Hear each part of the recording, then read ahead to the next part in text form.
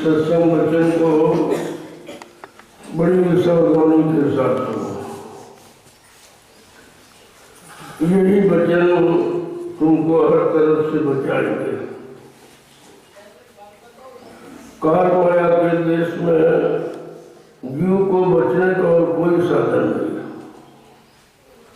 क्योंकि काल माया ने फंसने के साधन बनाए, उनसे निकलने के नहीं बनाए। जब कलयुग में संत पधारे उन्होंने जीवात्मा को इस पंचभौतिक शरीर से निकलने की युक्ति दी। इस युक्ति को नामदान कहते हैं। नाम का आधार, इसी नाम आधार को पकड़कर सारी सूचेरों में जीवात्मा मृत लोक मंडल पर उतारी गई।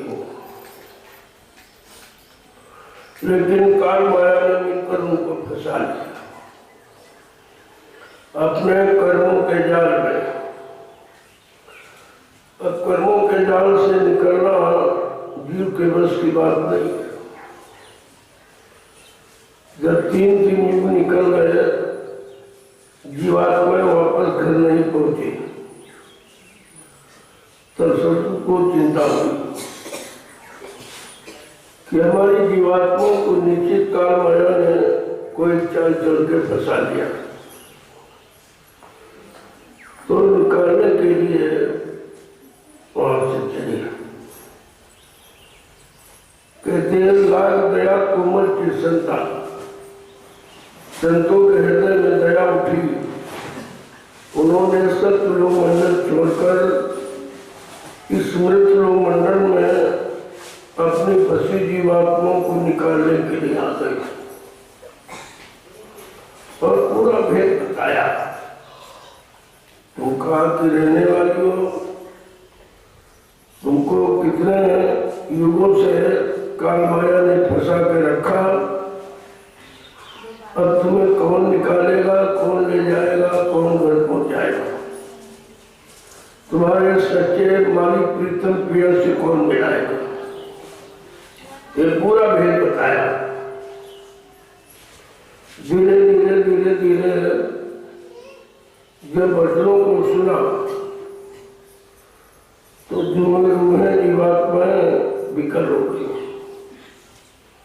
कि नीचे हमको अपने घर जाना चाहिए। अभी तो कोई आया नहीं, जो बहुत दिन हो गए फंसे फंसे, तो इसी लोग को अपना घर मान लिया, यहाँ के साधनों को अपना साधन मान लिया, यहाँ का सामान काल माया का उसको अपना मान लिया। यही इसके फंसने का कारण है। अब इतने युगों से जो फंसी पड़ी हो, उसको एक बार निकालना बड़ा मुश्किल है। लेकिन सम्राट मालिक ने कहा नहीं, अगर बात मान गए तो एक ही जन्म में निकल जाएगा, और नहीं माना तो फिर कई जन्म लग जाएंगे। लेकिन जो प्रण प्रतिज्ञा करके आया वो तो कभी न कभी ले जाएगा। अगर सारी जीवात्माएं मानने, पहचानने, समझने, बताए रास्ते पर लग जाए तो एक ही जन्म में पार जा सकते हैं। नहीं तो उन्होंने 4 जन्म का अवसर दिया है। 1 जन्म गुरु भक्ति, जन्म दूसरे नाम, जन्म तीसरे मुक्ति पद, चौथे में निधान। कहते 4 जन्म होंगे। एक जन्म में गुरुपति, गुरु के आदेश हुक्म का पालन करना, और जन्म दूसरे नाम दुष्टम नाम दिया जाता, ऐसे नाम नहीं मिलता था। पहले कहते हैं सत्संग सुनो, जब सुनकर समझ आ जाए तब ये नाम रोज पकड़ाई जाती थी। लेकिन समय इतना खराब है, अगर इसमें समझ न दिया जाएगा तो ये कभी निकल ही नहीं पाएगा। इसलिए सीधे नामदान दे दिया। अब सीधे जब नामदान दे दिया तो समझ में तो आया नहीं कुछ, तो कभी किया कभी नहीं किया, कभी भूल गए कभी कुछ समय सीधे लग रहा। नहीं, एक जन्म में पार जाने का वादा किसी का नहीं है। अब सीधे नामदान किसी ने दिया नहीं, पहले उन्होंने भक्ति कराई, आदेश हुक्म का पालन पहले ये कराया। जब उससे कर्मों को साफ कर लिया तब उनको नाम आधार पकड़ाया कि अब ये नाम को पकड़ कर चले। अब कोई गलती नहीं है, अब सीधे अपने घर को जाएगा। और जन्म तीसरे मुक्ति पद। मुक्ति का मतलब पूरा नाम नहीं है। मुक्ति मोहार विकारों का क्षय, वो मुक्ति कहलाता है। पहले काम क्रोध लोभ मोह अहंकार इनसे अलग किया, तो जब इनसे अलग हो गया तो मुक्त हो गई, यानी इनके जाल से निकल गए। काम के, क्रोध के, लोभ के, मोह के, अहंकार के, रागद्वेष के इनके जालों से निकल गए, ये मुक्त है।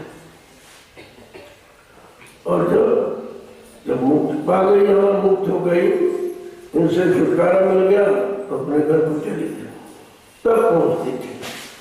लेकिन सम्राट मालिक ने दया करके सीधे नामदान ही दे दिया।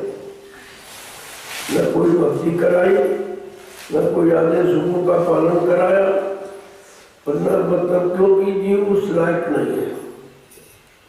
ये कठिन योग है, जो कठिन योग उसके बस की बात नहीं है। इसलिए सारे योगों को अलग कर केवल नाम योग ही सीधे दे दिया। अब ये जब नाम योग मिल गया तो अगर कहते थे कि नाम का सुमरन करने लगे,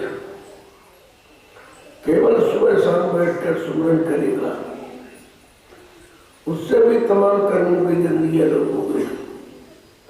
अगर नाम में कहीं विलय हो गया तो चला जाएगा। जैसे भी काम में लय है, क्रोध में लय है, मोह में है, अहंकार में लय है, इसी तरह अगर नाम में लय हो जाए तब भी जाने में देर नहीं लगती। कितना सरल तरीका, सहज तरीका जीवों के लिए रखा है, ये किसी ने नहीं रखा था। सीधे नाम किसी को नहीं दिया गया। पहले तो हुक्म आदेश का पालन कराया, ये करो ये करो ये करो, कि देखे इसको शंका तो नहीं हमारे में। आदेश पालन में कोई शंका तो नहीं है, कोई संदेह भूल भ्रम तो नहीं कर रहा है, तो कुछ समय तो इसमें चला गया। लेकिन वो समय जब था कि उम्र ज्यादा थी, जब उम्र कम रह गई तब अगर वो लागू किया जाएगा तो निकल नहीं पाएगा। ये दया की, और ये दया किसी ने नहीं।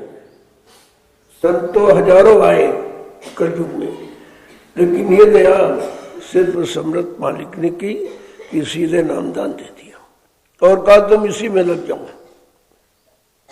अब ये विधान है कि नाम से भी अगर काम नहीं बना पा रहा, नाम में लय नहीं हो पा रहा, नाम में मन नहीं लग पा रहा, नाम में जुड़ नहीं पा रहा, नाम का आधार बना नहीं पा रहा, तो कहा चलो कुछ सेवा में लगाओ। तब इन्होंने स्पेशल 3 आधार आपके बनाए, मुख्यतः 3 आधार बना दिए कि पहले वचनों को सुनो, कि हम बचेंगे कैसे, क्योंकि फंसने वाले वचन सबने सुनाए, ये करो ये करो ये करो ये करो, ये ले लो ये ले लो, ये तो बताया हूं, लेकिन ऐसे निकलो घर जाओ, तो ये नहीं बताया। तो कहा कि रास्ता तो दिया, लेकिन रास्ते में अटकलें बहुत लगा था। लेकिन जब सम्राट मालिक भूमंडल पर आए, उन्होंने सारी अटकलें खत्म कर दी। परमार्थी नाम शब्द उन्होंने दिया। परमार्थी शब्द की उन्होंने स्थापना की कि परमार्थी एक ऐसी डगर है, ऐसा रास्ता है जिसको पकड़कर सीधे घर जा सकता है। क्योंकि परमार्थ का मतलब अपना कोई स्वार्थ नहीं है, अपना कोई निजी लाभ नहीं है, अपने निजी लाभ की कोई इच्छा भी नहीं है, उसे परमार्थ कहते हैं। तो इन स्वार्थी सेवाओं से हटाकर परमार्थी सेवा में लगाया। तो परमार्थी सेवा कुछ करने में कर्म कट रहे हैं, कुछ जो परमार्थी सेवा से जो आधार बनेगा, जो व्यवस्था बनेगी, और उस व्यवस्था से जो लाखों करोड़ों लोग भविष्य में लाभ उठाएंगे, ये आपका जमा हो गया, ये कोष जमा हो गया। इससे अनंत जन्मों के पापों का क्षय हो जाता। ऐसा सरल रास्ता हम सब कलयुग के जीवों के लिए बना के तैयार किया, जो किसी युग में नहीं किया था। वो कितनी बड़ी चीज है।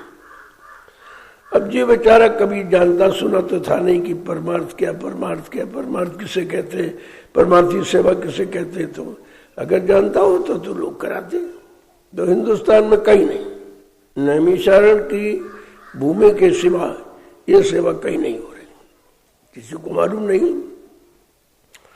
क्योंकि जो यहाँ लोगों ने सेवा की, जिसको तपस्या कहते हैं, तो 88,000 ऋषियों ने यहाँ किया, उससे तो उनका कोई काम हुआ नहीं।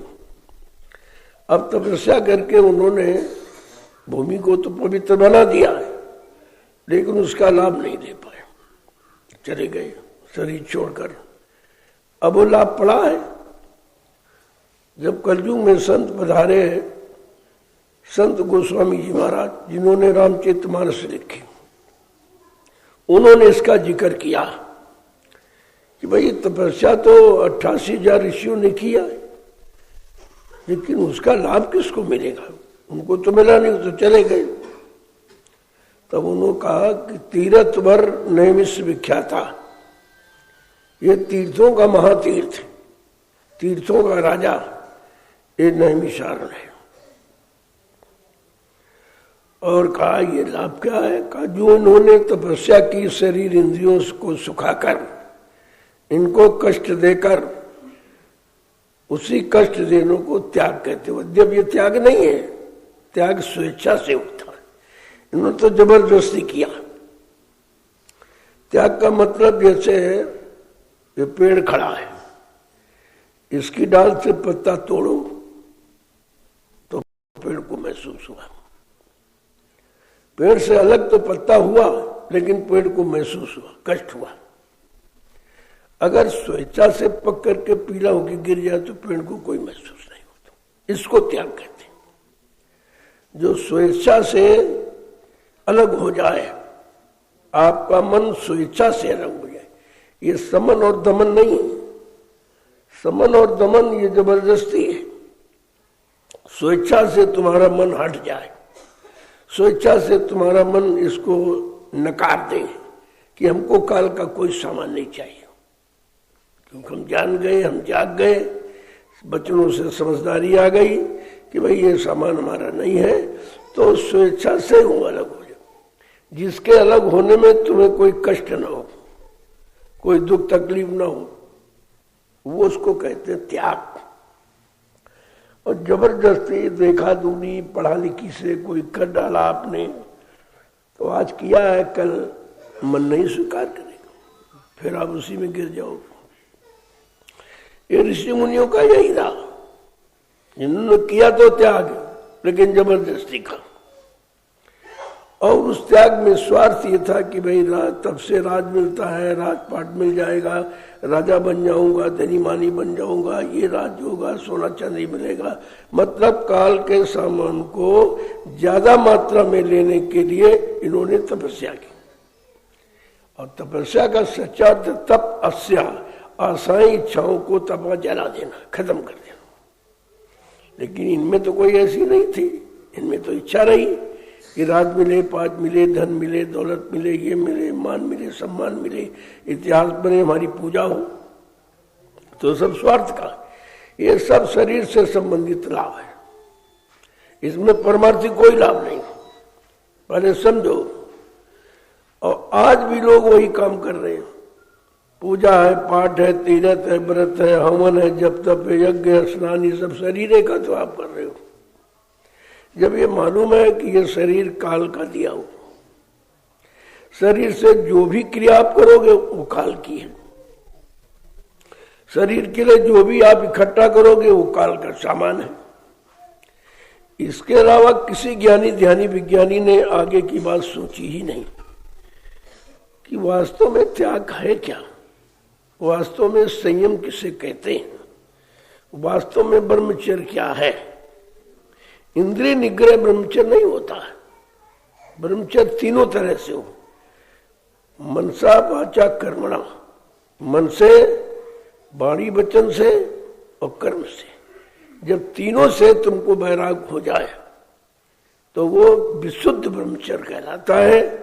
उसमें कभी कोई डिग गिर नहीं सकता, ना कोई डिगा सकता, कोई रह सकता। और इसमें तो देखो डिग गए, पारा ऋषि जी डिग गए, सिंह ऋषि जी डिग गए, जो है 60-60 हजार वर्ष तपस्या की, लंगोटी लगाई लेकिन मन ने नहीं लगाई। वो तो लगाम मन के लिए लगाई जाती, बाकी इंद्री के लिए अगर आपने लगाम लगाई है और तो मन अगर जब विचार करेगा काम का तब वो खुल जाएगी लंगोटी, कोई काम नहीं करेगी। मन से त्याग करो, मन को त्यागी बनाना, मन को बैरागी बनाना, मन को अनुरागी बनाना है, काम तो मन का है। तो कहा सारा खेल मन का, मन के हारे हार, मन के जीते जीत। अगर मन ये हार गया और काम क्रोध लोभ मोह अहंकार से अलग हो गया तो अभी तुम्हारी पक्की जीत है। इस काल माया के देश में तुम्हें कोई परास्त नहीं कर सकता। जब परास्त करेगा तो काम करेगा, क्योंकि जब पढ़ा गया कि भाई ऋषि मुनि कैसे परास्त हो गए, जंगलों में रहे, गृहस्थी से अलग रहे, सबसे अलग रहे, फिर परास्त क्यों हो गए, तो कहा उनका कोई आंतरिक वैराग्य नहीं था। अगर अंतर्मुखी से आंतरिक वैराग्य किया होता तो भी डिगने का प्रश्न नहीं था, ये बाहरी थी। इसलिए कहा कि तन की विरक्ति हानिकारक है, मन की विरक्ति कम करेगी। तन से विरक्ति ले लिया, ज्यादातर इसी में सब फंसे बेचारे। ये नहीं खाएंगे, ये नहीं पिएंगे, ये नहीं पहनेंगे, जूते नहीं पहनेंगे, कपड़े नहीं पहनेंगे, नंगे रहेंगे। तो ये सब क्या है, ये कोई त्याग है? अरे तू नंगा तो पैदा हुआ था, तू त्यागी बैरागी अनुरागी तो पैदा ही हुआ, ये पैदाशी गुण तेरे में था, और फिर यहाँ के उसी में फंस गया। तब संतों को आना पड़ा सत्य का ज्ञान, सत्य का भान, सत्य का अनुभव कराने के लिए। ये भारत भूमि पर संतों का पदार्पण तब हुआ कि जितने आए सतयुग देता द्वापर सब बेचारे फंस गए, सब फंस गए, कोई नहीं बचा। और तारी शक्तियों को भेजा गया, वो भी फंस गए, इसी में फंस गए, वो भी राजपाट के चक्कर में, वो भी मान सम्मान के चक्कर में। उनका तो बड़ा खुला अभियान सामने है कि स्त्री कारण कीन संग्रामा। एक औरत के लिए इतना भारी संग्राम, इतना खून खराबा, एक मान सम्मान की भावना तो थी कि हमारा अपमान हो गया, हमारी स्त्री का अपहरण कर दिया, हमारा अपमान हो गया, हमारा अपमान हो गया। उस अपमान का इतना बड़ा दंड कि उसको प्राणदंड दे दिया, और उसको ही नहीं पूरे कुनबे को, पूरे खानदान को मार डाला। तो इनका कोई त्याग नहीं है, ये कोई पार नहीं हुए, इनकी कोई मुक्ति नहीं हुई, तो सब फंस के रह गए, कोई नहीं निकल पाया। अगर ये होती अवतारी शक्तियां निकल गई होती और निकलने का रास्ता बता दिया होता तो कलयुग में संतों को आने की जरूरत नहीं थी, रास्ता पहले बना होता। जब किसी ने नहीं किया तब कहा अरे ऐसे तो जीवात्मा बेचारी नरकों से कभी नहीं निकल पाएगी। ये कर्म किया तो वही शारीरिक कर्म करके, और सारी कर्मों का विधान है कि 83,99,999 योनियां बना दी उसने कि भाई इसी में आपको कर्म अनुसार जन्म मिलता रहेगा, लेकिन यहां से जा नहीं सकते हो। कर्म करोगे लेकिन वो कर्म यहीं पर बार बार जन्म लेने वाले हैं, यहां से मोक्ष मुक्ति पाने वाले नहीं। तब उन्होंने ये आत्मिक कर्म की स्थापना की कि आत्मिक कर्म करके जीवात्मा निकल सकती है और शारीरिक इंद्रियों के कर्म करके यहीं पर फंस सकती है। तब ये विधान बनाया कलयुग। अब इतना पुराना विधान, उस विधान में लोग फंसे, धीरे धीरे उसी को अपना मान लिया कि यही सत्य है, यही सब कुछ है, इसके अलावा कुछ नहीं है, तभी तो निकल नहीं पा रहे। अब उनको आके भेद देना पड़ा, वही रास्ता बताओ। जो रास्ते बताएगी वो तो फंसने वाले थे, निकलने वाला रास्ता कौन सा? तब संतों ने कहा जिस रास्ते से जीवात्मा को उतारा गया, जब वही रास्ता देने वाला, वही नाम डोर पकड़ाने वाला जो काल ने छीन ली, वही पकड़ाने वाला जब महापुरुष आएगा तब इन जीवात्माओं को घर पहुंचाएगा। वैसे नहीं जा सकते, स्वतः कितना भी यत्न करे कोई, लेकिन नहीं। कहने का मतलब यह है अब यह सच्चा रास्ता बताया तो गया, लेकिन विश्वास नहीं हो रहा क्योंकि कभी रहा नहीं है। और जो बताने वाले और भ्रमित है, वो कहते तो कभी नहीं रहा है, ये कहां से आ गया, क्यों आ गया? जब इस संतों की शरण में गए नहीं और उनके आदेश हुकुम का पालन करके अपने आप को मजबूत किया नहीं, तो समझ में कैसे आ रहा? समय इसी बात का है। ये 750 वर्ष क्यों निकल गए? 750 वर्ष का मतलब 7.5 जन्म, इतने तो व्यर्थ में चले गए। अभी समझ में नहीं आया। तब महापुरुष ने कहा जिन जीवों को मैं नाम डोर शब्द डोर पकड़ाऊंगा उनको 1000 बार जन्म पार कर दूंगा। अगर नहीं भी पहली बार करेगा, दूसरी बार नहीं करेगा, तीसरी बार नहीं, तो कहा 1000 वर्ष का समय रखा कि 1000 वर्ष के बीच में मैं जीवों को समझा बुझा कर निकाल लूंगा और इनको घर पहुंचा दूंगा। मेरा जगाया पकड़ा जीव कोई नहीं बचेगा जो घर न जाए। अगर वो एक ही जन्म में मान ले, समझ ले, तो एक ही जन्म में पार हो जाएगा, और नहीं तो धीरे धीरे धीरे धीरे धीरे धीरे करा के समझा बुझा के पाक सामने निर्मल पवित्र करके मैं तो 1000 वर्ष में पहुंचा हो दूंगा। कितना बड़ा संकल्प लेके आए। ये समय की पाबंदी किसी ने रखी नहीं थी, किसी ने नहीं रखी कि मैं इतने समय में पहुंचा दूंगा। नामदान तो दिया, लेकिन ये गारंटी नहीं दी कि मतलब हम इतने दिनों में जीव को पहुंचा देंगे। ये तो केवल महापुरुषों की है, उनका ये फैसला निजी कि मैंने जिनको नामदान दिया है 1000 वर्ष में इन सबको पहुंचा दें। 1000 वर्ष का मतलब 1000 बार जन्म। कितना लंबा समय रखा? कमजोरी के कारण कि जीव इतना कमजोर है, जीव में इतनी शंकाएं हैं, इतना भूल भ्रम संदेह है, वो निकालने में 1000 वर्ष लग जाएगा। क्योंकि अगर मान जाए तो एक ही जन्म में, तो कहते एक ही जन्म में निकल जाएगा, लेकिन मानने में कितनी देर है। ये कमी जीव की है, ये महापुरुषों की कमी नहीं कोई।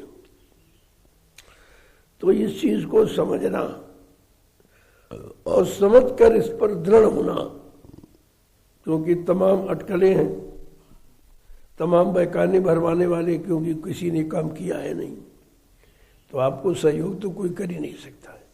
और तुमको डराएगा, अरे किसी ने नहीं किया, तुम कैसे कर पाओगे, ये क्या कर रहे हो, किसी ने किया नहीं, कोई नहीं सफलता पाएगी। अरे भाई समझाना है, बताए तो वो जो निकला, जो निकला खड़ा उसकी बात मानो।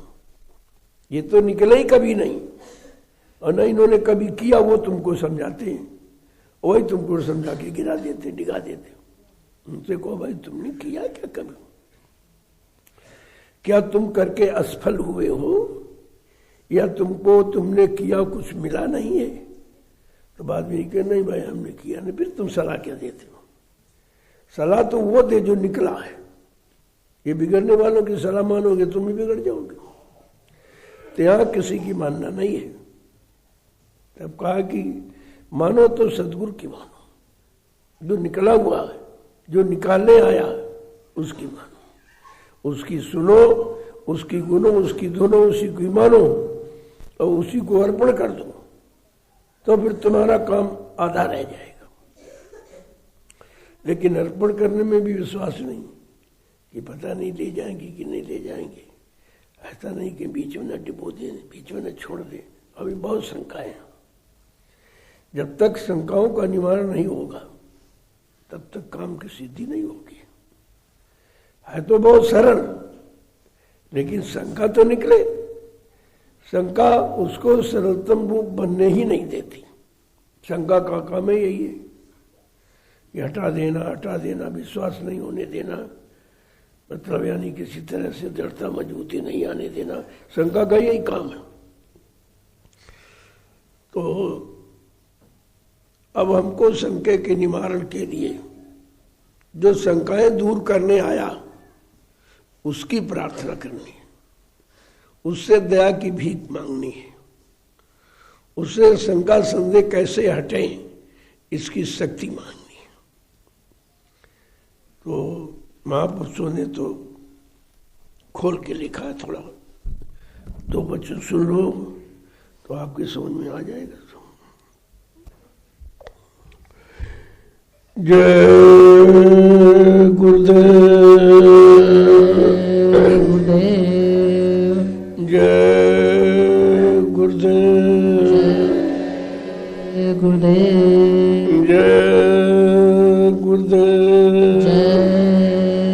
गुरुदेव, जय गुरुदेव। नाम किसका? प्रभु का। जय गुरुदेव। नाम किसका? प्रभु का। प्रभु का प्यारा नाम। समृद्धता दयालु पूज्य स्वामी जी महाराज आज की ये प्रातःकालीन लघु सत्संग में सम्मिलित होने वाले समस्त सत्संगी प्रेमी जनों, ये नैमिषारण्य की पावन पवित्र भूमि है। बड़े सौभाग्यशाली वो जीव हैं जिनको इस भूमि पर आने का सौभाग्य मिला है, और साथ साथ में अमोलक नाम धन की कमाई करने का अवसर मिला। ये बहुत बड़ी चीज है। तो हम सबों को चाहिए कि जिसने नाम का आधार दिया है हम उसकी प्रार्थना करें। जो निराधार है उनकी नहीं, जिसके पास आधार है। बाकी जितने सब निराधार हैं, क्योंकि जो आधार लिए वो आधार नहीं है, वो तो नकल है आधार की। कि पत्थर है, कागज है, कैलेंडर है, तीर्थ है, मूर्त है, ये सब नकल है। नकल में भी कमी है। अगर नकल को हम सही तरीके से पकड़ते तो एक दिन असल को प्राप्त कर लेते।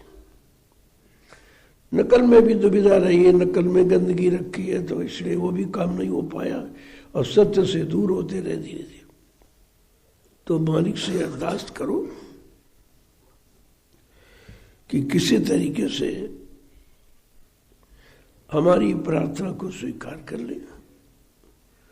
हम सब अज्ञानी जीव कभी नाम की कमाई की नहीं है, दाम की कमाई में जीवन जाता रहा, और वो कमाई हम काल की करते रहे। हमें मालूम नहीं था कि भाई काल को तो हम कमा रहे, हमारा है, हम कमा रहे हमारा, लेकिन वो तुम्हारा कहाँ था? तुम तो लेके जा ही नहीं सकते, तुम्हारा कहाँ हुआ? एक छोटी सी अज्ञानता को नहीं हम खत्म कर पाए कि भाई हमारा होता तो हमारे साथ जाता। अभी तक इसको जीव नहीं समझ पाए। तो कहते हम ज्ञानी ध्यानी है। जब तुम अपने लाभ अपने हित की बात नहीं समझ पाए कि हमारा सामान है या हम किसी और का सामान संभाले बैठे हैं, और जब चाहेगा तब वो छीन लेगा, हम फिर खाली रह जाएंगे। मतलब क्या निकला? जीवन भी चला गया और जो कमाया वो अपना था नहीं, वो भूल भ्रम में दूसरे का अपना समझते रहे सामान। तो कहते मालिक से अरदास करो कि सतगुरु मेरी पुकार, गुरु मेरी सुनो पुकार, सतगुरु मेरी सुनो पुकार, सतगुरु मेरी सुनो पुकार। मैं टेरत तुमको बारंबार, मैं टेरत तुमको बारंबार, सतगुरु मेरी सुनो पुकार, सतगुरु मेरी सुनो पुकार। हे सम्रत अनामी महाप्रभु, हम दिनों की पुकार को सुनो। हमको काल के सामान की पुकार नहीं लगानी, न उसकी इच्छा के लिए हम पुकार लगाते हैं। मैं बारंबार ठहर रहा हूं, एक बार नहीं बारंबार यही ठहर रहा हूं कि मेरी पुकार सुन करके मुझे यहां से निकालो। काल माया के सामान में फंसने मत दो। मैं अज्ञानता भूल भ्रम में रहा और दूसरे का सामान अपना मानता रहा और इसी में सारा जीवन समाप्त हो गया। आगे क्या कह रहा हूं कि दूर मत मेरी दूर निकालो,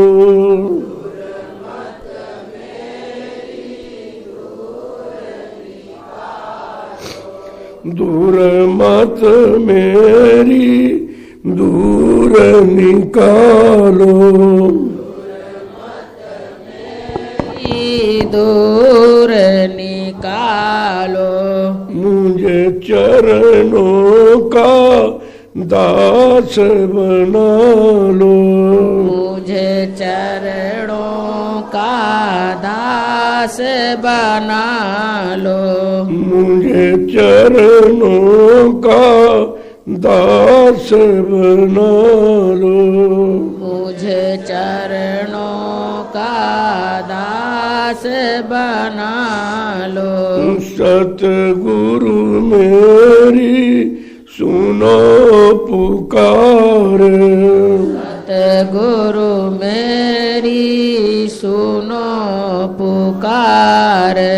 मैं टेरत तुम्हें बारंबार, मैं टेरत तुम्हें बारंबार, कहते मेरी कमजोरी दूर मत माने के मत में बुद्धि में जो कमजोरी भरी उसको निकालो और मुझे चरणों का दास बना लो और कुछ नहीं चाहिए।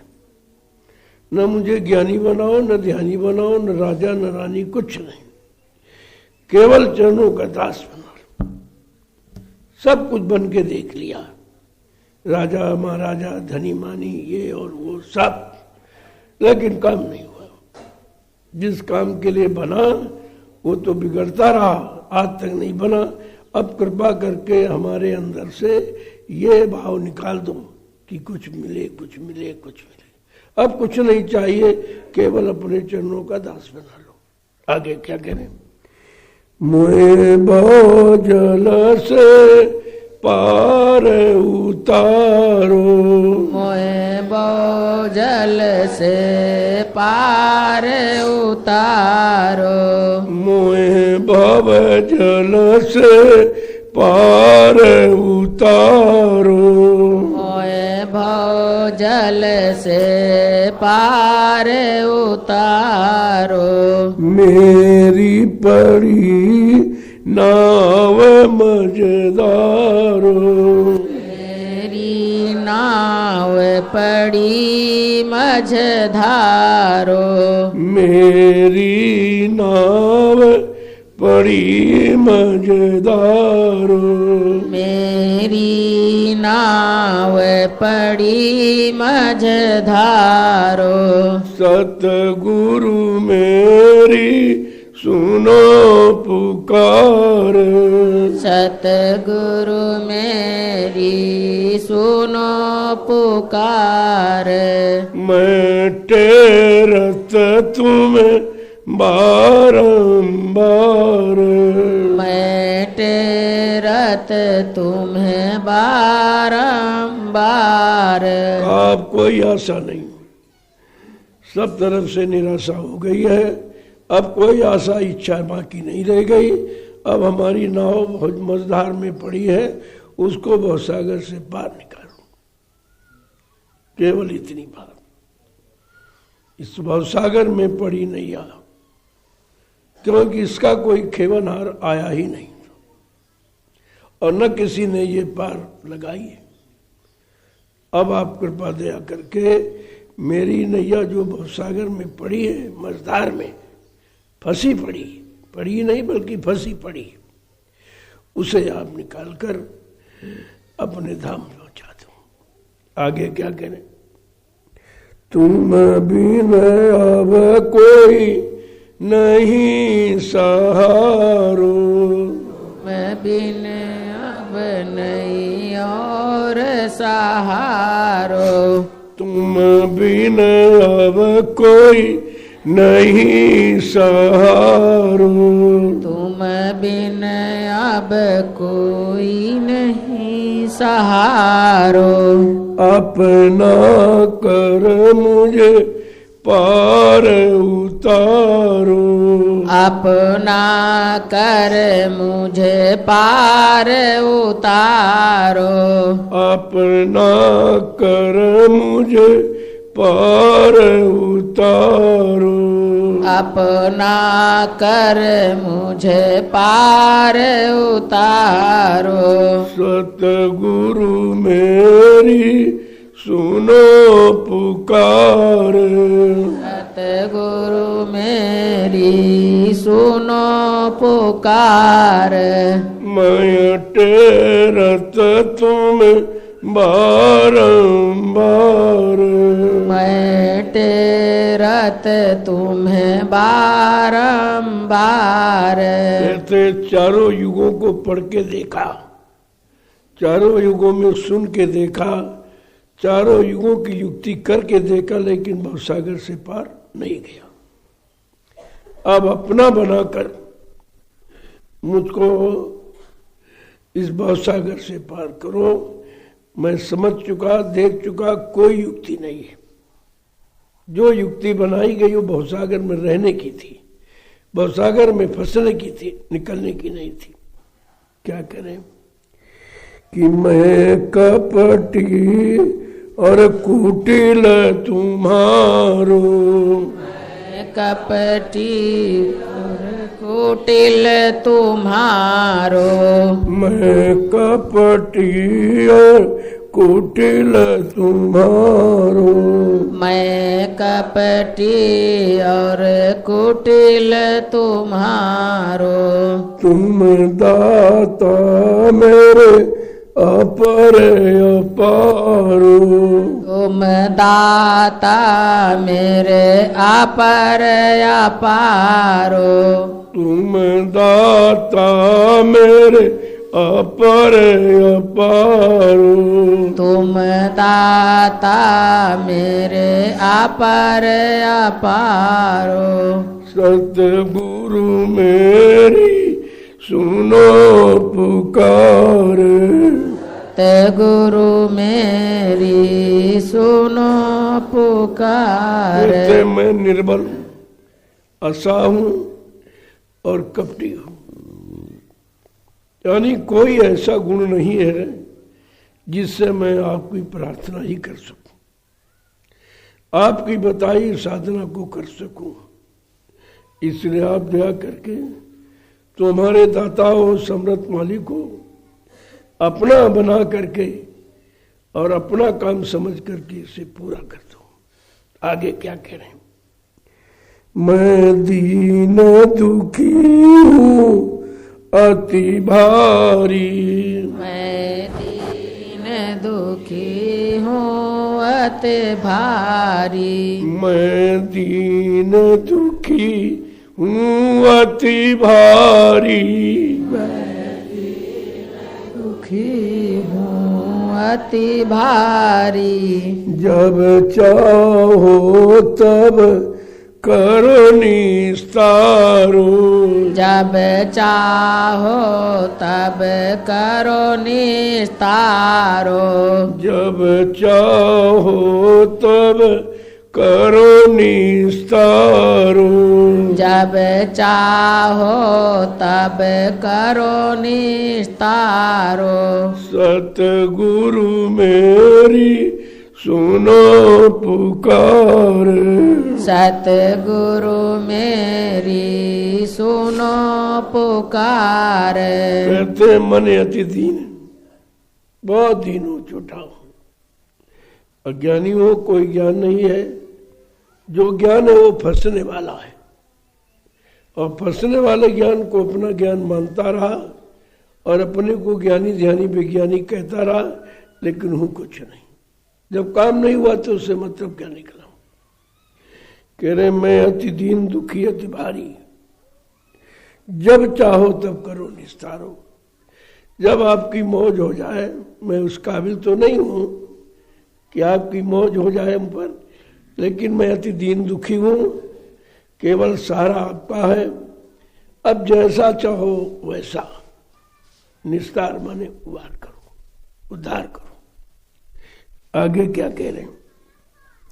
मैं आरत तेरी करूं तुम्हारी, मैं आरत करूं तुम्हारी, मैं आरत अब करूं तुम्हारी, मैं आरत अब करूं तुम्हारी। तन मन धन सब तुम परवारी, तन मन धन सब तुम परवारी, तन मन धन सब तुम परवारी, वन धन सब तुम परवारी। सतगुरु मेरी करो पुकार, सतगुरु मेरी करो पुकार, सतगुरु मेरी सुनो पुकार, सतगुरु मेरी सुनो पुकार। आप सब तरफ से आशा हटाकर केवल आपकी आरती प्रार्थना करता हूं। आरत भाव, आरती मतलब कोई बर्तन नहीं घुमाना जला के, वो आरती, वो तो आरत शब्द अंदर की चीज। आरत भाव से करूं आरती, दीन भाव से, मतलब हो निश्चल भाव से। कोई कपट नहीं है, कोई स्वार्थ नहीं, कोई लोभ नहीं, कोई लालच नहीं, कुछ नहीं। मैं केवल पार जाने की आरती माने प्रार्थना करता हूं। कब यहां रहकर देख लिया, सबको बन के देख लिया, इतने जन्म निकल गए, राजा बने, धनी मानी बने, गरीब अमीर बने, सब कुछ, लेकिन जीवात्मा का कल्याण नहीं हुआ। जिसके लिए मानव तन मिला वो हमेशा व्यर्थ में जाता रहा। यही काल माया के सामानों में, उसके बनाए भोगों में, मतलब यानी फंसकर सारा जीवन चला गया और काम हुआ नहीं। आगे आपने तो दया की, मानव तन दिया, लेकिन मानव तन का लाभ नहीं उठा पाए, क्योंकि मानव तन की जानकार संत महात्मा नहीं आए थे। उनसे अगर जानकारी मिल जाती तो ये काम हो जाता। आगे क्या कह रहे हैं?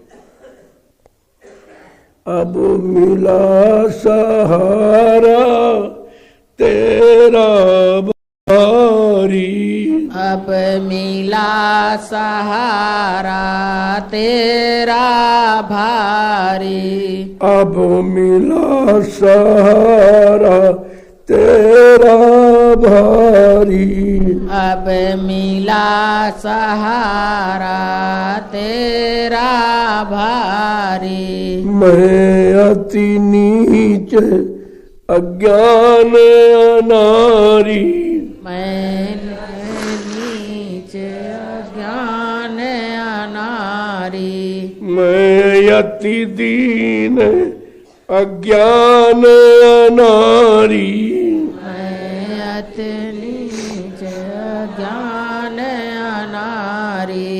सतगुरु मेरी सुनो पुकार, सतगुरु मेरी सुनो पुकार।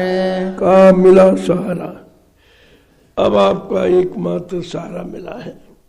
कितने युगों के बाद, कितनी भटक अटक के बाद अब आपका ये सहारा आपकी दया से मिला। क्या कह रहे हैं?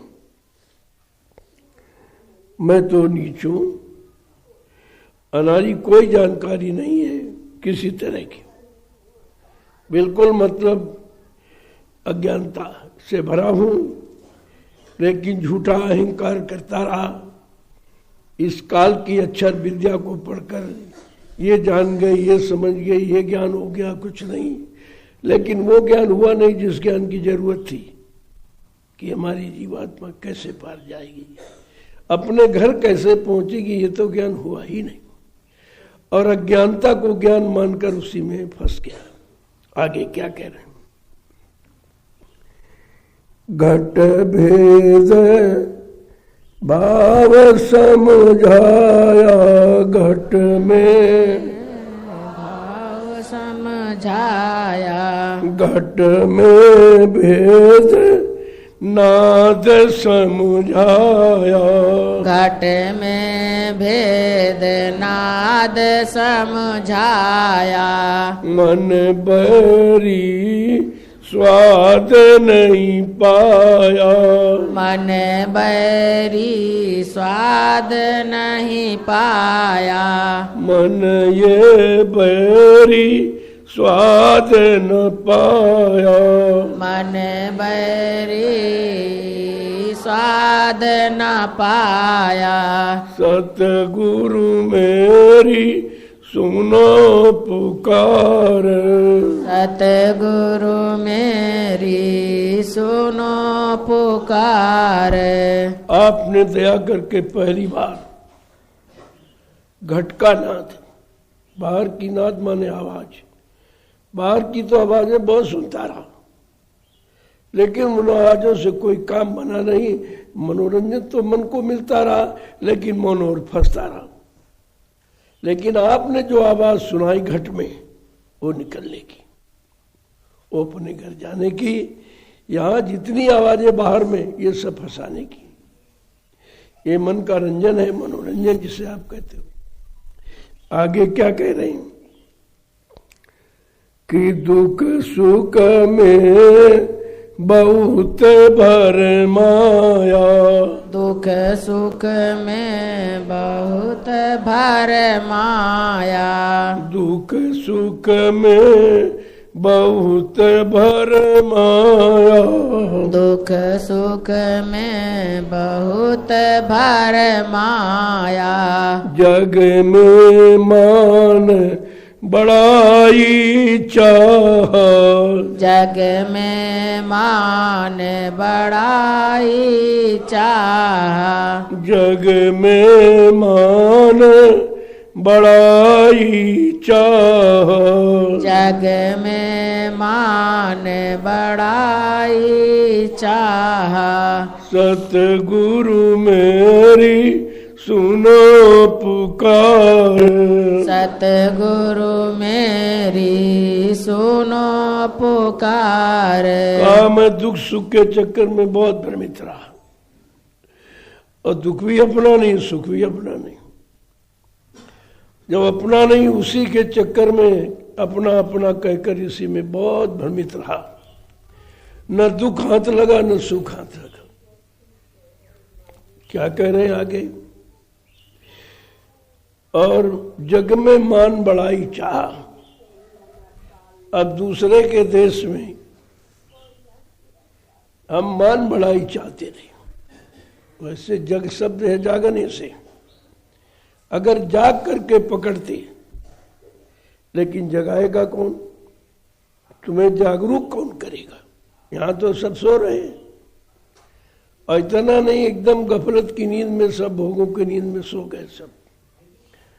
तो कोई जागा हो तो जगाए, सोने वाला तो नहीं जगाएगा, जागा जगाएगा।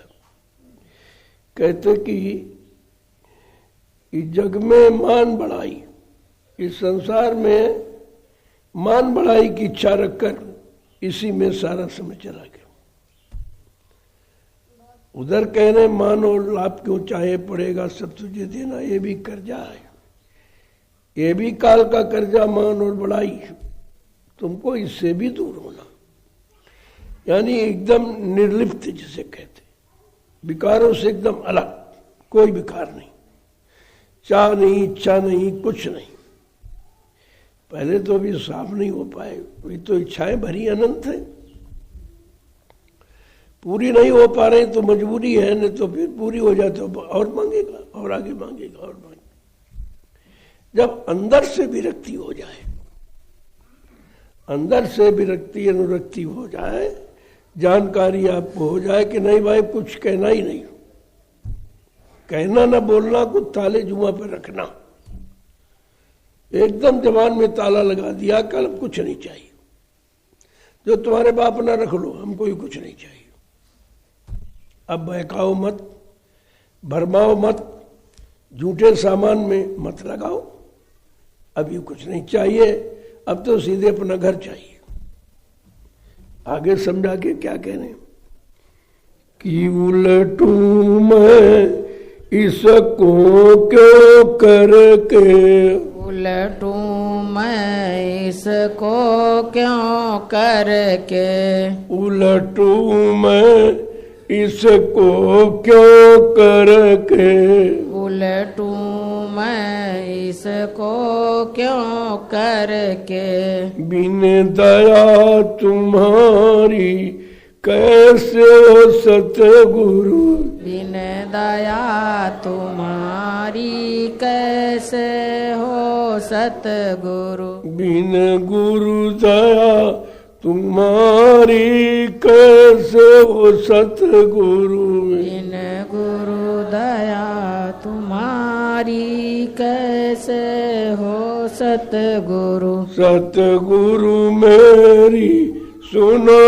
पुकार, सतगुरु मेरी सुनो पुकार। कहते इस मन की स्थिति को कैसे उल्टूं,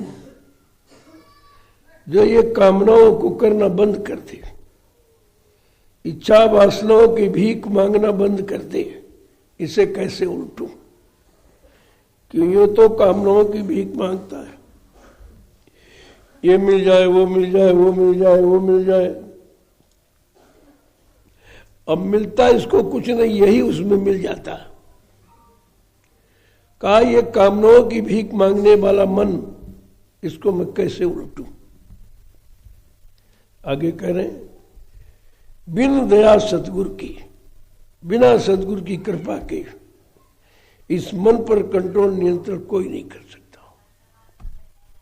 पिछला इतिहास बताता है, जब ऋषि मुनि, योगी, तपस्वी, ब्रह्मचारी, अवतारी शक्तियां, ज्ञानी विज्ञानी, वो मन को नहीं उलट पाए, कामनाओं से अलग मन को नहीं कर पाए, वासनाओं भोगों से अलग नहीं कर पाए, तो कहते हैं हम सब कलयुग के जीव कैसे करेंगे? बिना आपकी दया के ये संभव नहीं कि हम कुछ कर सकें। आगे क्या कह रहे हैं?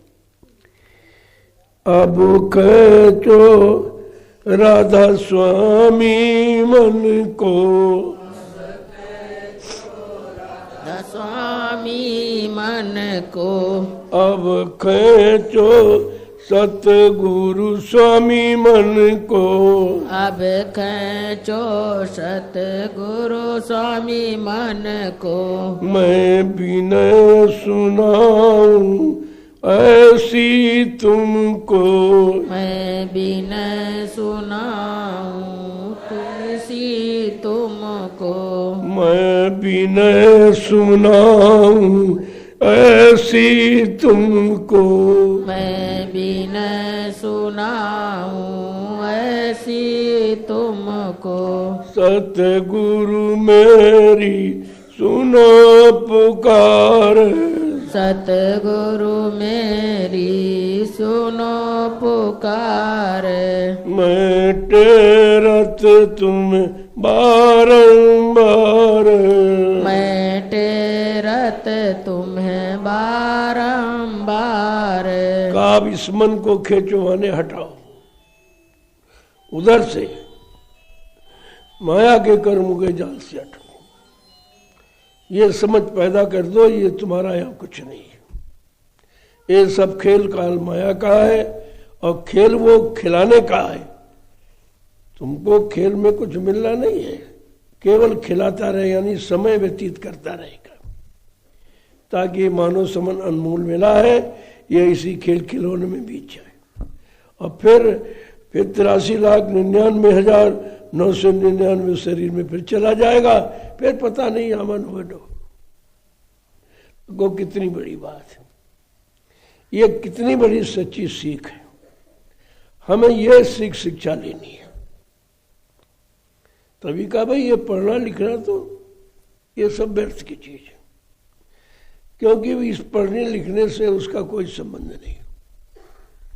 इस पढ़ाई लिखाई से जीवात्मा का कोई संबंध नहीं है, क्योंकि ये पढ़ाई लिखाई मन को और फंसाने वाली है। और तुम जो फंसाए मन पहले उसी से नहीं निवृत्ति हो पा रही। फंसे तो पहले हटा नहीं पा रहे, और फंसा देंगे तो कैसे हटाएंगे।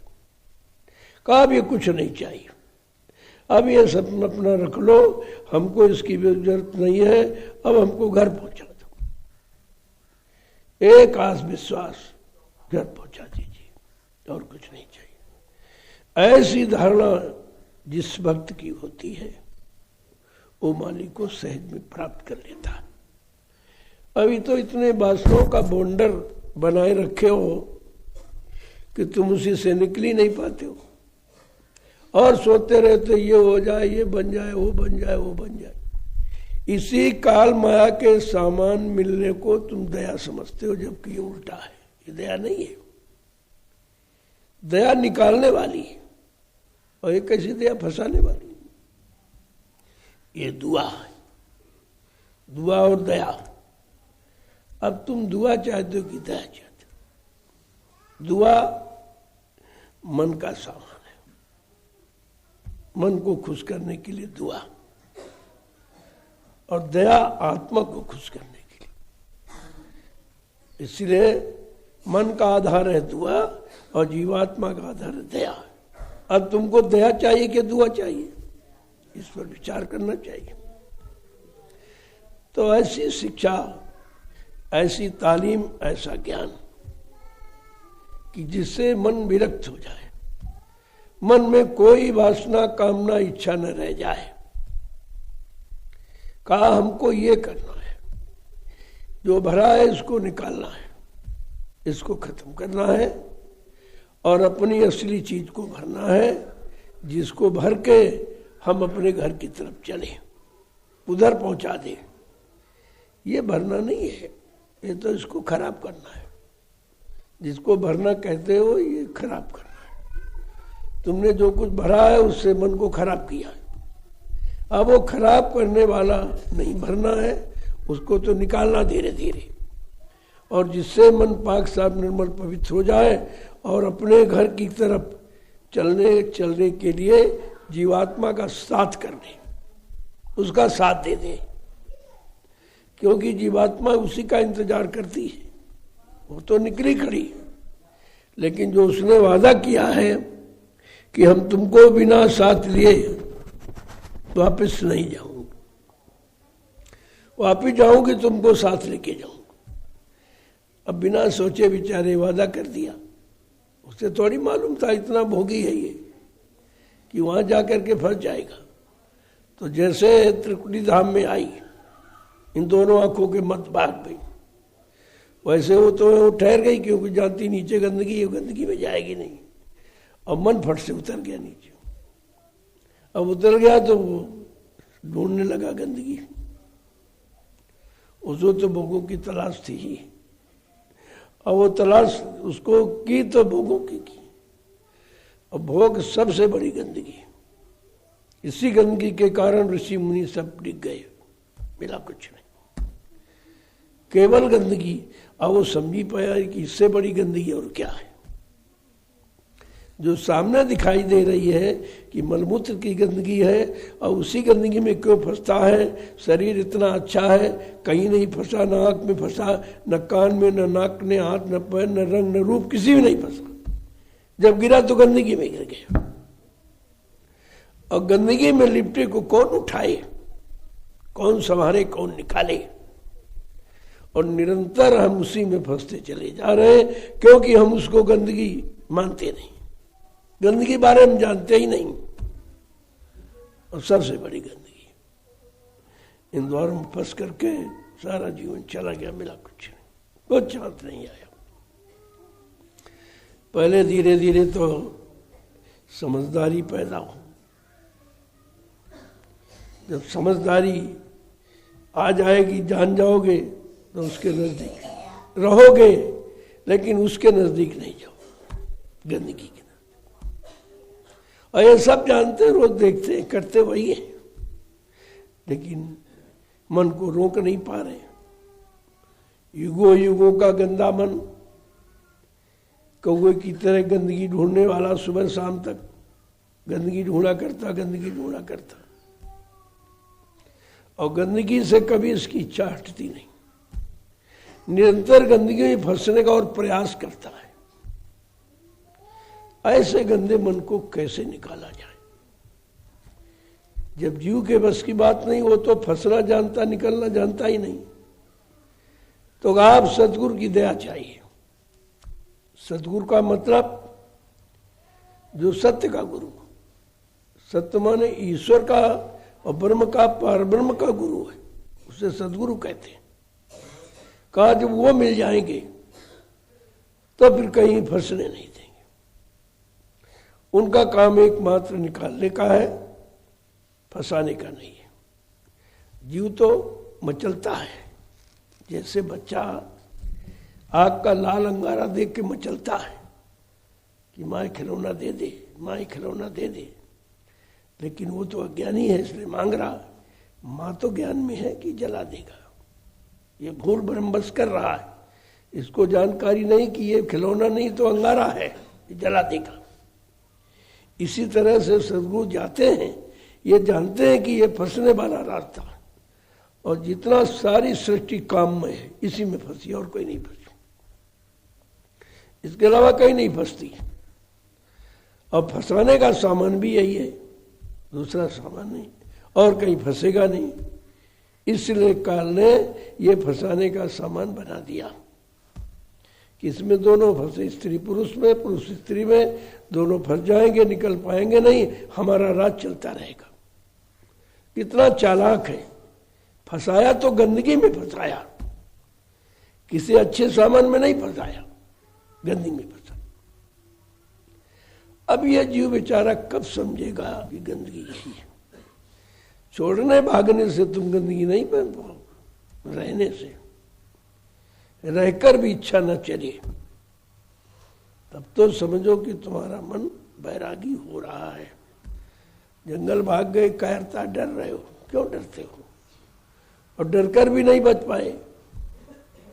उपारा से सिंगरी, इसका उदाहरण यही दिया जा रहा कि ये सब यहाँ से भाग गए कि जंगल में जाएंगे, जब वो देखेंगे नहीं, गंदे द्वार के पास आएंगे नहीं तो फंसेंगे कैसे। लेकिन मन तो चिंतन कर ही रहा है। मन बैरागी, वो तो चिंतन कर ही रहा है, उसका तो काम यही है चिंतन का। उसका काम है गंदगी के चिंतन का, गंदगी की तलाश का, गंदगी को पाने का और उसी में रहने का निरंतर उसकी चाहती रहती। अब धीरे धीरे धीरे धीरे धीरे धीरे धीरे जब किसी काम में लग जाओगे, सद्गुरु का आधार बनाकर उनको सामने रखकर, तो धीरे धीरे धीरे धीरे इस गंदगी से छुटकारा मिल जाएगा। फिर कहा इस गंदगी के दरवाजे पर कभी नहीं आऊंगा। कभी जन्म ही नहीं हुआ तो फिर आओगे क्यों? तो भाई जन्म जब गंदगी से हुआ है तो वो तो एक तरीके से जन्मभूमि है। अब जन्मभूमि को हम नहीं समझ पा रहे हैं, असली तो जन्मभूमि वही है। और उसी जन्मभूमि पर विद्रोह हो रहा, उसी जन्मभूमि पर पाने की इच्छा हो रही है। कितना गहन विषय है, कितना गंभीर विषय। इस पर चिंतन करने के बाद मन विरक्ति को धारण करता है कि समझ में आ गया ये तो जन्म का स्थान है। जन्म के स्थान को कभी मतलब खराब नहीं करना है, कभी इसे बर्बाद नहीं करना है, इसको नष्ट नहीं करना है। ये तो बात बहुत धीरे धीरे धीरे धीरे जब जीव सत्संग में पड़ा रहेगा तब कहीं मालिक की दया होती है और वो पहले गंदगी से अलग हो पाता। सर्वप्रथम गंदगी से अलग हो, ये काम। भजन भाव तो बहुत दूर की बात है, बिना गंदगी से अलग हुए भजन तो हो ही नहीं सकता। और गंदगी मन से हटना बड़ा मुश्किल है, क्योंकि मन गंदगी का गुलाम है और गुलामी कहीं नहीं करता, केवल गंदगी के द्वारा गुलामी करता। ना की गुलामी, न कान की, न नाक की, न हाथ, न पैर, किसी गुलामी नहीं करता। गुलामी करता है गंदगी के करता हो। जो गंदगी का गुलाम हो चुका हो और गुलाम को बगैर उसके चैन नहीं मिलती है, तो उससे छुटकारा दिलाना ये साधारण बात नहीं है, बहुत कठिन। इसलिए कहा पढ़ो तुम इसी के पीछे। किसके पीछे? अपने मन के पीछे, कि किसी तरह से गंदगी से अलग हो जाए, किसी तरह से गंदगी इसके अंदर, यानी ये बस निश्चय हो जाए कि नहीं नहीं, ये गंदगी के कारण हमको बार बार जन्म लेना पड़ता, बार बार आना पड़ता है, तो कहीं हो सकता है उसका निर्वाण, उद्धार हो जाए। जय गुरुदेव। गुरुदेव। देखो अब पढ़ना नहीं है, अब करना है। पढ़ने से, सुनने से, रटने से, सुनाने से काम नहीं बनेगा, काम बनेगा करने से। और जीव करना चाहता नहीं, सुनना चाहता, तो सारे दिन सुनाते रहो तो क्या कुछ काम बन जाएगा? सुनो थोड़ा, समझो ज्यादा, क्योंकि उतना सुनो जितने से काम शुरू कर सको। ज्यादा हो तो भूलते चले जाओगे। अब यही नहीं पता, ज्यादा सुनने पता नहीं चला हम कहाँ से शुरू करें। तो शुरुआत समग्र कार्यों का आरंभ मन से होता है। मन ही सबका करता धरता है। बस इसी को ठीक कर लेना, काम बन जाएगा, और कुछ करना ही नहीं। कलयुग में जब संत पधारे तो उन्होंने यही कहा, बड़ा बैरी मन घट में इसी को जीतना कठना, और पढ़ो तुम इसी के पीछे सभी जतन तजना। कुछ नहीं करना, जितने पहले के यत्न बनाए बताए गए सब उनका परित्याग कर दो, वो तुम्हारे बस के नहीं है। और उसका करने से क्या होगा? कुछ नहीं, वो राजपाट धन दौलत पाने वाले हैं, फिर फंसने वाले हैं वो, और फंस जाओगे आप। इसलिए कहा पढ़ो तुम इसी के पीछे सभी ही यत्न तजना। इतने यत्न आज तक बताए गए उनसे फंसा है, और तुम्हें चाहिए यत्न निकालने वाला, तुमको युक्ति चाहिए निकलने वाली। पढ़ो तुम इसी के पीछे और सभी यत्न तजना। दिन रात 24 घंटे इस मन को सुधारने की, संभालने की कोशिश करो। ये सुधर गया, सब काम हो जाएगा। इसी के हारे हार हो रही है और ये जीत जाए तो हमेशा की जीत हो जाएगी, फिर आपको कुछ करना ही नहीं पड़ेगा। इसीलिए संत मत सुनने सुनाने का विषय ही नहीं है।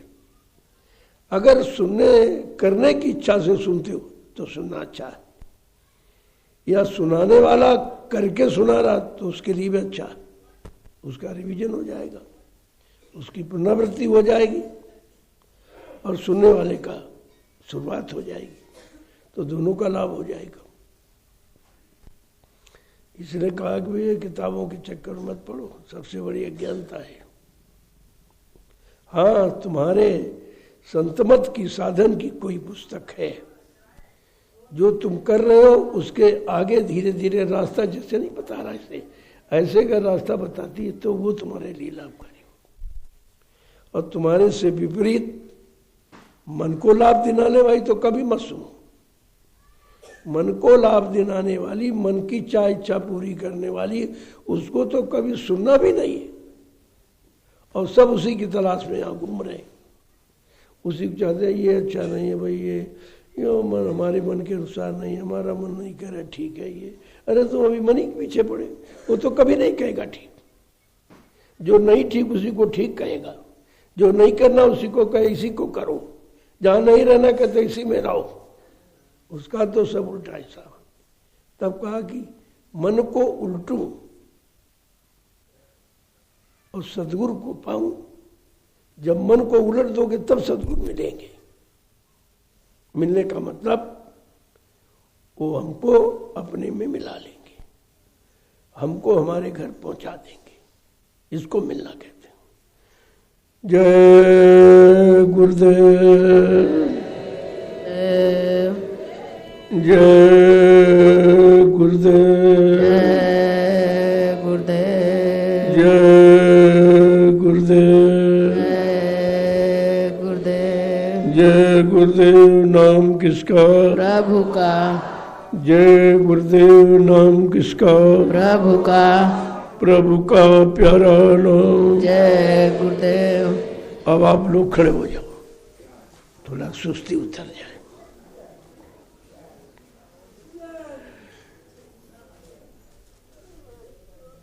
जय गुरुदेव, जय गुरुदेव। जोर से बोलो, जय गुरुदेव। सब मिल बोलो, बोलना होगा। जय गुरुदेव। अभी से बोलो, जय गुरुदेव। दुख दर्द हरेंगे, जय गुरुदेव। सब कष्ट मिटेंगे, जय गुरुदेव। सुख शांति भी देंगे।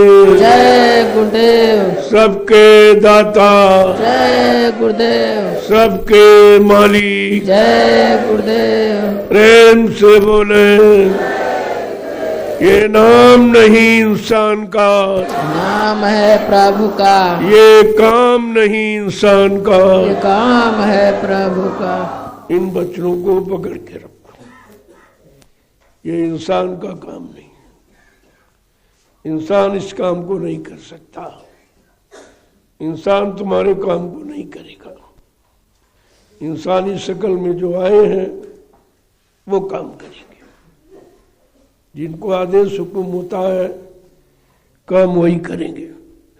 और आपको क्या मालूम किसको आदेश है किसको नहीं है। तो अपने लाभ की सोचो, अपने मन की सुधरने की सोचो, अपने मन को कंट्रोल नियंत्रण में करने की सोचो। काम तो ये करना है, सोचना है तो ये सोचना है, करना तो ये करना है, मनन करना तो ये मनन करना। काम आपके पास केवल उलट दो। जो अभी तक सोच रहे थे उस सोचने से तो काम बना नहीं आपका, तो जरा उलट के देखो, उलट के देखो, सब साधन प्रयोग करके देखो, पता चल जाएगा आपको कि भाई काम किससे होना है। तो सत्संग की भूख प्यास रखा करो कि दो वचन मिल जाए, वही बहुत है। वचन वही जो हमको बचाए हैं। हमको हर तरफ से बचने की शक्ति ताकत दे, हर तरफ से याद कराएं कि नहीं नहीं भाई रोका गया था, ये नहीं करना, ये नहीं करना, ये नहीं करना। केवल सोचते रहोगे कि ये नहीं करना, ये नहीं करना, तब भी नहीं होगा। वो तो करने पर आपको कमर कस के तैयार होना ही पड़ेगा। जय गुरुदेव। अब चलो कोई सेवा हो उसे करो। कोई सेवा है? कहाँ गए सेवादार? हाँ नहीं चलो वहाँ सबको। चलो भाई भंडारे की सब्जी पनीर तैयार करो। देखो यहाँ जितनी सेवा सब आपकी है, आपके लिए। ये सब भंडारे की सेवा। जितनी खेतों में करते हो अन्न की, भी भंडारे की सेवा है। चाहे अन्न हो, चाहे दालें हो, चाहे सब्जियां हो, ये सब अपने भंडारे की सेवा आप करते हो। आपके प्रयोग आता हो तो इसको भली भांत करो, ताकि भंडारे में किसी चीज की कमी ना हो। कमी हो जाएगी आपको परेशानी होगी, क्योंकि व्यवस्था आपकी किसी और की नहीं है। ये और का समझ के मत करो, यहाँ अपना समझ के करो कि काम हमारा है, आश्रम हमारा है, व्यवस्था हमारी है और हमारे लिए है, तो हमको ये सब मतलब यानी सुचारू रूप से करना। बेकार टाइप नहीं कि अरे किया वही सब कुर्पी छोड़ दिया, फावड़ा छोड़ दिया, नहीं, ये भी तुम्हारा। ये सब तुम्हारी गाड़ी कमाई से ये सब व्यवस्था बनी है।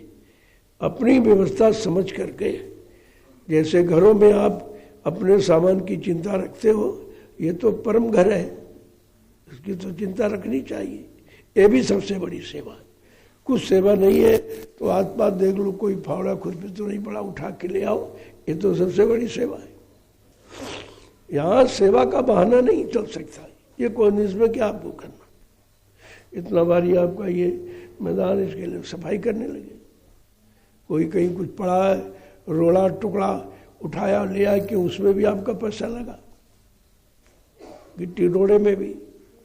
तो जब इस तरह की भावना बन जाएगी, भाई ये हमारा सच्चा घर है, यहाँ से हमारे शरीर की भी रक्षा है और आत्मा की भी संभाल है, तो इससे बड़ा घर कौन और है?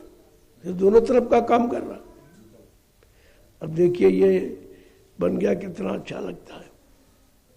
अब सब जगह खबर फैल गई है कि अब तो सत्संग स्थल का निर्माण हो गया।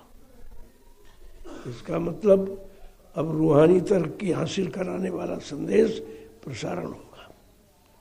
अब वो चलेगा, क्योंकि अब स्थल का निर्माण हो गया और सबकी समझ में आ रहा। ये चारों तरफ भेज रहे आप ना, ये भी बहुत बड़ी सेवा है कि लोगों को इसकी जानकारी दी जा रही है कि ये देखो काम कहाँ हो रहा, चाहे भौतिक जगत का चाहे आध्यात्मिक जगत, यहाँ दोनों तरफ का काम है और दोनों तरफ का लाभ है।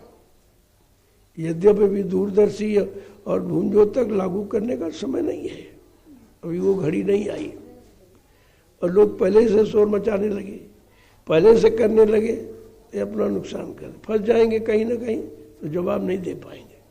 व्यवस्था किसी की है और बता कोई रहा। इनको क्या मालूम कि दूरदर्शी क्या है, क्या करेगी, भूमज्योत के तीर्थकाल संगठन क्या है, आगे क्या काम करेगा, कौन सा लाभ देने वाला है, तो किसी को मालूम नहीं और नहीं दे सकते। ये सब झूठा प्रचार आगे से आगे, ये हम आगे कर देंगे, बाबा जी पीछे हो जाएंगे। तो करो, तुम मना कौन करता भाई, करके दिखाओ, तुम्हारे में सामर्थ्य है। जब तुमने इस नाम की स्थापना नहीं की तो इसके बारे में तुम्हें मालूम नहीं किया कि स्थापना करने वाले ने क्यों स्थापना की, ये तो इनको पता नहीं है। और स्थापना की तभी ये नहीं थे, तभी नहीं जान पाए। तो सब मतलब यानी महापुरुष वाला मान चाहते। अरे उनकी भी भूमिका क्या तुम समझ पाओगे, क्या उसे तुम कर पाओगे? जो वो लाभ तुमको मिले वो तो सबको लाभ देने के लिए आए, और तुमको केवल ये कि हम लाभ प्राप्त कर लें, हम दूरदर्शी बना दे, हम भूमज्योतक बना दे, तुम्हारे बस की बात है। ये बहुत पीटे जाएंगे कहीं ना कहीं। महापुरुषों की नकल करने वाला हमेशा मार खाता है। मार खाता। ये नहीं करना चाहिए। और मतलब यानी अब ये भ्रमित हो रहे सब। भजन करना हो तो इनको मन नहीं लगता उसमें, जो करना चाहिए वो नहीं कर रहे, और जो नहीं करना चाहिए वो कर रहे। ये तुम भी अपना समय खराब कर दो, कितने लोगों का समय खराब कर दो। और लोगों को सोचना चाहिए कि दूरदर्शी भूमिका इनकी नहीं है। भूमि ज्योतिक खेतिहर संगठन इनका बनाया नहीं है। जब इन्होंने बनाया नहीं तो उसके बारे में इनको जानकारी ही क्या है, सोचना चाहिए। लेकिन मनमुक्ता में आके झूठा मान सम्मान की इच्छा चाहते हैं तो उसमें मान सम्मान नहीं मिलेगा, बल्कि आघात होगा, नुकसान होगा। अभी देखो नहीं, एक ने बवंडर बनाया था जवाहर बाग में, सब मारे गए। मैंने मना किया था इनको, जल्दबाजी मत करो, ये काम तुम्हारा नहीं है। ठीक, तुम प्रचार कर सकते हो, जानकारी दे सकते हो, लेकिन जानकार बनकर तुम किसी का भविष्य खराब नहीं कर सकते हो। अगर करोगे तो तुम्हारा पहले खराब हो जाएगा। नहीं माने सब मारे गए, सब प्रेत योनि में चले गए। क्या मिला?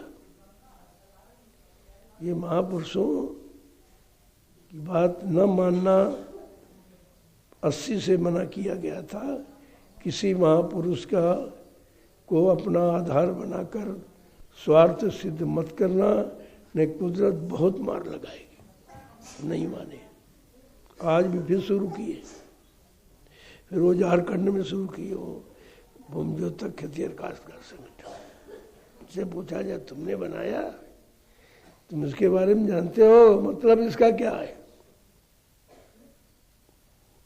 वो कह दिया गया नहीं। मैं बोलता रहा बराबर कि भूमि ज्योतिक खेतिहर काश्तकार का झंडा अगर पकड़ लिया विश्वास के साथ तो सारे झंडे उसके नीचे आ जाएंगे। लेकिन पकड़ लिया, क्या पकड़ लिया? वचन पकड़ लिया।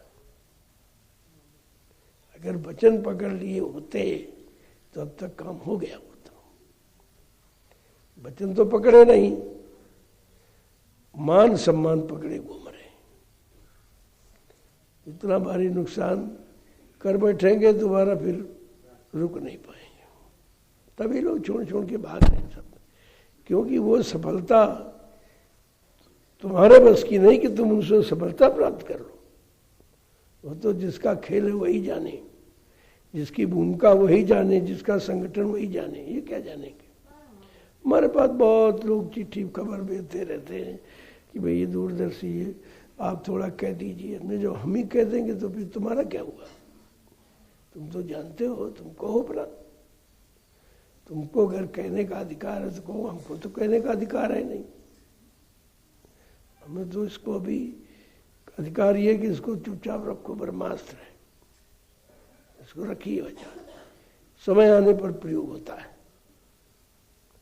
तो ये समय के पहले सब प्रयोग करना शुरू कर दिया, और कोई लाभ इससे 1% नहीं, कोई लाभ। जो थोड़ा बहुत अध्यात्म वो भी इनका चला जाएगा। अपना नुकसान कर बैठेगी तो कुछ जानते ही नहीं है, किसी तरह का कोई ज्ञान बयान है ही नहीं इनको। ये अध्यात्म क्या है, भौतिक क्या है, इनको कुछ पता नहीं है। तो तुमको कुछ पता नहीं तो तुम क्या कर सकते हो? अपना नुकसान कर सकते हो और कुछ नहीं। कह दो इनकी अपनी प्रक्रिया है, नहीं समझ रहे हैं। सब कुछ तो बताया गया। अभी साल भर पूरा नहीं हुआ, भंडारे कार्यक्रम वहीं हुआ था झारखंड में ही, सब कुछ बताया गया। अब उसी की नकल करने लगे कि हम आगे आगे कह देंगे, आगे आगे बना देंगे, तुम्हारा नाम हो जाएगा।